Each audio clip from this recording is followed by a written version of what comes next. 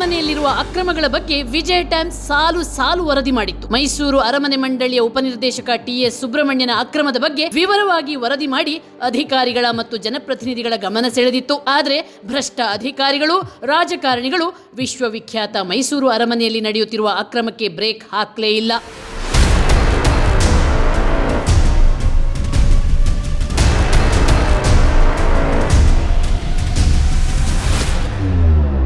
ಜಗದ್ವಿಖ್ಯಾತಿ ಹೊಂದಿರುವಂಥ ಮೈಸೂರು ಅರಮನೆಯ ಅಂಗಳದಲ್ಲೇ ನಿತ್ಯ ಲಕ್ಷಾಂತರ ರೂಪಾಯಿ ದರೋಡೆ ಆಗ್ತಾ ಇದೆ. ಪ್ರವಾಸಿಗರಿಂದ ಹಣ ಪಡೆದು ಲೂಟಿ ಮಾಡ್ತಾ ಇದ್ದಾರೆ. ನೋಡಿ, ಇದು ಅರಮನೆ ಮಂಡಳಿಯವರು ಇಟ್ಟುಕೊಂಡ ಮಳಿಗೆ. ಆದರೆ ಭದ್ರತಾ ದೃಷ್ಟಿಯಿಂದ NSG ಅವರೇ ಇಡೀ ಸುರಕ್ಷತೆಯನ್ನು ಗಮನದಲ್ಲಿ ಇಟ್ಕೊಂಡು ಹೇಳಿದ್ದಾರೆ, ಯಾವುದೇ ಕಾರಣಕ್ಕೂ ಇಂಥ ಮಳಿಗೆಗಳನ್ನು ಇಡಬೇಡಿ, ಇದು ಭದ್ರತೆಯ ದೃಷ್ಟಿಯಿಂದ ಒಳ್ಳೆಯದಲ್ಲ ಅಂತ. ಆದರೆ ACPಯಿಂದ ಪರ್ಮಿಷನ್ ತಗೊಂಡೇ ಬಂದಿದ್ದು, ಆಯ್ತಾ, ಟೆನ್ಷನ್ ಮಾಡಬೇಡಿ. ಅವ್ರ ಹತ್ರನೂ ತಗೊಂಡು ಬಂದ್ವಿ, ಅಲ್ಲೂ ತಗೊಂಡಿದ್ವಿ, ಇಲ್ಲೂ ತಗೊಂಡಿದ್ವಿ, ಎಲ್ಲ ಕಡೆಯೂ ತಗೊಂಡಿದ್ವಿ ಪರ್ಮಿಷನ್.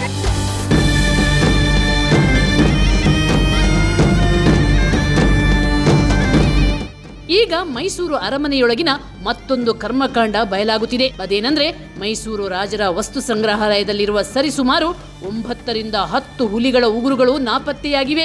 ಈ ಉಗುರುಗಳು ಎಲ್ಲಿ ಹೋದವು ಅನ್ನೋದಕ್ಕೆ ದಾಖಲೆಗಳೇ ಇಲ್ಲದಾಗಿವೆ. ಇನ್ನು ಉಪನಿರ್ದೇಶಕ ಟಿ.ಎಸ್. ಸುಬ್ರಹ್ಮಣ್ಯನ ಕತ್ತಲ್ಲಿ ಹುಲಿ ಉಗುರಿನ ಪೆಂಡೆಂಟ್ ಪತ್ತೆಯಾಗಿದೆ. ಹಾಗಾದ್ರೆ ವಸ್ತು ಸಂಗ್ರಹಾಲಯದಲ್ಲಿದ್ದ ಹುಲಿ ಉಗುರುಗಳು ಏನಾದವು? ಹುಲಿ ಉಗುರು ನಾಪತ್ತೆ ಬಗ್ಗೆ ಸಾಮಾಜಿಕ ಹೋರಾಟಗಾರರು ದೂರು ನೀಡಿದ್ರೂ ಕೂಡ ಕ್ರಮ ಯಾಕೆ ಕೈಗೊಳ್ಳುತ್ತಿಲ್ಲ?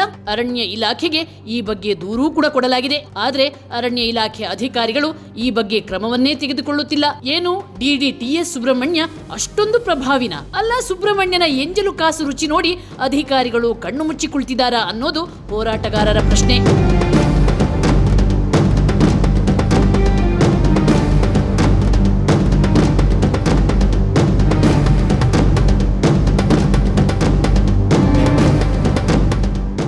ಏನು ಹುಲಿ ಉಗುರು ಪೆಂಡೆಂಟ್ ಹಾಕಿರೋ ಫೋಟೋ ನೋಡ್ತಾ ಇದ್ದೀರಾ? ಇದ್ರ ಹಿಂದೆ ಹೋದಾಗ ನಮಗೆ ಇದ್ರ ಜಾಡ್ ಗೊತ್ತಾಗಿದ್ದು, ಅಲ್ಲಿ ಏನು ಅರಮನೆ ಒಳಗಡೆ ಇದೆ ಆ ಟ್ರೋಫಿಗಳು, ಆ ಟ್ರೋಫಿ ರೂಮಲ್ಲಿ ಇರೋ ಟ್ರೋಫಿಗಳನ್ನೇ ಕಳ್ತನ ಮಾಡಿರೋದು, ಇದೆಲ್ಲ ಸ್ಮಗ್ಲಿಂಗ್ ಮಾಡಿರೋದು, ಇದೆಲ್ಲ ಗಂಭೀರವಾದ ಅಪರಾಧ. ವೈಲ್ಡ್ ಲೈಫ್ ಆಕ್ಟ್ ಒಳಗಡೆ ಇವೆಲ್ಲನೂ 10 ವರ್ಷ ಜೀವಾವಧಿ ಶಿಕ್ಷೆ ಇರೋವರೆಗೂ ಪನಿಷ್ಮೆಂಟ್ಗಳಿರೋಂಥ ಅಫೆನ್ಸ್ಗಳು. ಇವ್ರಿಗೆಲ್ಲ ಯಾರೂ ಏನೂ ಕ್ರಮ ತಗೊಳ್ಳದೇ ಇರೋದು ದೊಡ್ಡ ದುರಂತ ಸರ್. ಈಗ ನಾವು PCCF ವಿಜಿಲಿಯನ್ಸು ಎಲ್ಲರಿಗೂ ಕೊಟ್ಟಿದ್ದೀವಿ. IAS ಆಫೀಸರು, IPS ಆಫೀಸರ್ಗಳು, IFS ಆಫೀಸರ್ಗಳು ಎಲ್ಲ ಅವ್ರ ನಪುಂಸಕತೆಯನ್ನು ಪ್ರದರ್ಶನ ಮಾಡ್ತಾವ್ರೆ. ಈಗಲಾದ್ರೂ ಸರ್ಕಾರ ಎಚ್ಚೆತ್ಕೊಂಡು ಈ ಥರ ಭ್ರಷ್ಟ ಅಧಿಕಾರಿಗಳ ವಿರುದ್ಧ ಕ್ರಮ ತಗೊಳ್ಳದೇ ಇದ್ರೆ ನಮ್ಮ ಮೈಸೂರು ಪ್ಯಾಲೇಸು ಸರ್ 60,000 ಕೋಟಿ ಬೆಲೆ ಬಾಳೋಂಥ ಪ್ಯಾಲೇಸು, ಇದನ್ನ ಮುಂದಿನ ದಿನದಲ್ಲಿ ಕಳ್ಕೊಳ್ಳೋದಂತೂ ಸತ್ಯ. ಅಲ್ಲೇನೇ ಮನೆ ಮಾಡ್ಕೊಂಡು ಮೈಸೂರು MP ಇರೋಂಥದ್ದು. ಆದ್ರೂ MP ಏನಕ್ಕೋಸ್ಕರ ಸೈಲೆಂಟ್ ಆಗವ್ರೆ? ಇಲ್ಲಿ ನಾವು ಮೈಸೂರು ಸಿಟಿಯಿಂದ ಮುಖ್ಯಮಂತ್ರಿ ಕಳಿಸಿದೀವಿ, ಮುಖ್ಯಮಂತ್ರಿ ಏನಕ್ಕೆ ಸೈಲೆಂಟ್ ಆಗವ್ರೆ? ಇನ್ನು ಸ್ವತಃ ಮೈಸೂರು ಕೊಡಗು MP ಆಗಿರುವ ಯದುವೀರ್ ಒಡೆಯರ್ ಅವರು ಅರಮನೆಯಲ್ಲಿ ನಡೆಯುತ್ತಿರುವ ಅಕ್ರಮದ ಬಗ್ಗೆ ತಲೆನೇ ಕೆಡಿಸಿಕೊಳ್ಳುತ್ತಿಲ್ಲ. ಇವರಿಗೆ ವಿಶ್ವವಿಖ್ಯಾತ ಮೈಸೂರು ಅರಮನೆಯ ಪರಂಪರೆಯನ್ನು ಉಳಿಸಿಕೊಳ್ಳಲು ಆಸಕ್ತಿಯೇ ಇಲ್ವೇ?